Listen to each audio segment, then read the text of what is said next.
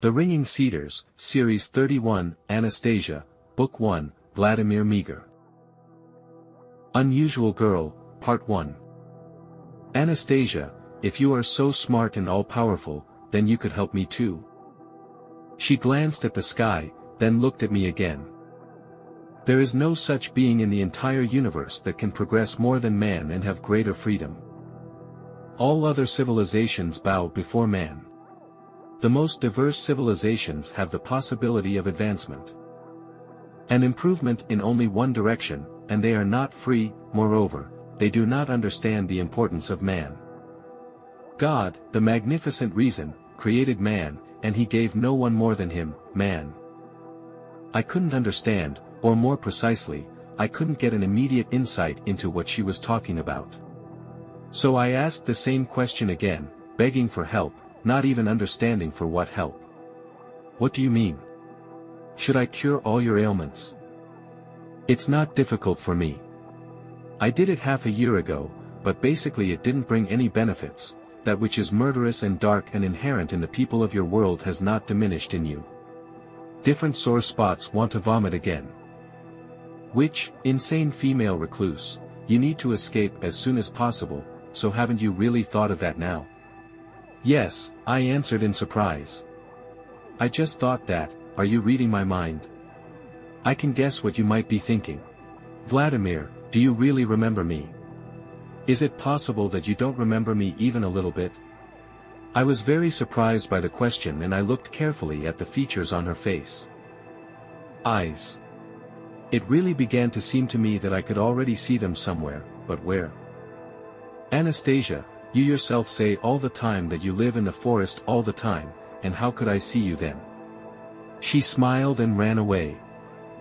In a while, Anastasia appeared from behind the bushes in a long skirt, button-up blouse, and a scarf under which she had tied her hair. Only without a sweater, as it was on the coast for our meeting. And the scarf was tied somewhat differently. Her clothes were clean but old-fashioned, a scarf covered her forehead and neck, and I remembered her. Last year, the caravan ship docked at one of the hamlets not far from that place. We were supposed to buy meat for the restaurant and stay on the coast for a while. After 60 kilometers, a dangerous area began where the ship could not sail at night. In order not to waste time in vain, we started advertising through loudspeakers and the local radio center about the evening entertainment that will soon take place on the ship, which would always attract local youth. Like everyone who finds themselves on deck for the first time, they would first like to walk around and look around. If they walked around the main, middle and upper decks, they would eventually gather in the bar and restaurant. The female half would mostly dance, and the male half would drink more. The special atmosphere on board, with music and alcohol, would always bring them into a state of excitement, which would sometimes give the crew a lot of trouble. They wanted to extend the pleasure for at least half an hour, and then more and more. I was in my cabin that time. I listened to the music blaring from the restaurant and tried to make corrections to the caravan's further sailing schedule. I suddenly became aware of someone's sharp gaze that was fixed on me. I turned and saw her eyes behind the window panes. There was nothing unusual about that then. It was always interesting for visitors to take a look at the ship's cabin. I got up and opened the window. She got confused and kept looking at me. I wanted to do something for this woman who was standing alone on the deck. It occurred to me, why isn't she dancing like the others? Maybe some trouble has befallen her. I offered to show her the boat, and she nodded silently. I spent it on the ship. Showed her the office, whose elegant furnishings the visitors admired, carpeted floor, soft leather furniture, computers. Then I invited her to my cabin with a bedroom cabinet, a reception room, covered with carpets and furnished with beautiful furniture. With television and tape recorder.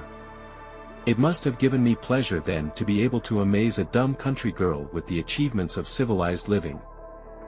I opened a box of candies in front of her, poured 2 glasses of champagne. Thinking that way I will amaze her, and I turned on the video cassette on which Vika Siganova sang Love and Death. There were other songs performed by my favorite singers on the cassette. She just sipped the champagne casually, looked at me intently and asked. Very difficult, isn't it? I expected everything else, just not such a question. The road was really difficult. The navigable state of the river was not easy, the Navy crew smoked weed, shoplifted. We would often fail to keep order. Under the burden of these and other worries, not only could I not admire the landscape on the coast, but I simply could not even sleep normally. I told her some nonsense like, anyway, we'll get through, turned to the window and drank champagne. We talked about other things, listened to the videotape and talked until the boat docked, when the leisurely ride was over. I escorted her to the ship's steps. Returning to the cabin, I mentioned, there is something strange and special about that woman, and some bright feeling remained after spending time with her. I slept well that night for the first time in many days. Now I know, that woman on the boat was Anastasia. So that was you, Anastasia? That. There, in your cabin, I remembered all the songs I sang to you in the forest. I listened to them while we talked. See how simple everything is. So how did you end up on the ship? I was interested in how everything plays out in you, how you live.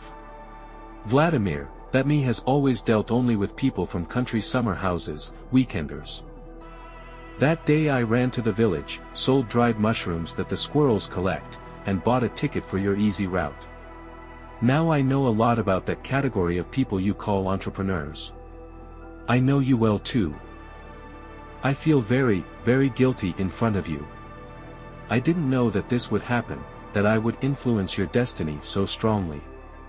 Only I can no longer do anything, because they have taken up the task of fulfilling this plan, and they are responsible only to God. Now for some time you and your family will have to overcome great difficulties and troubles, and then everything will pass.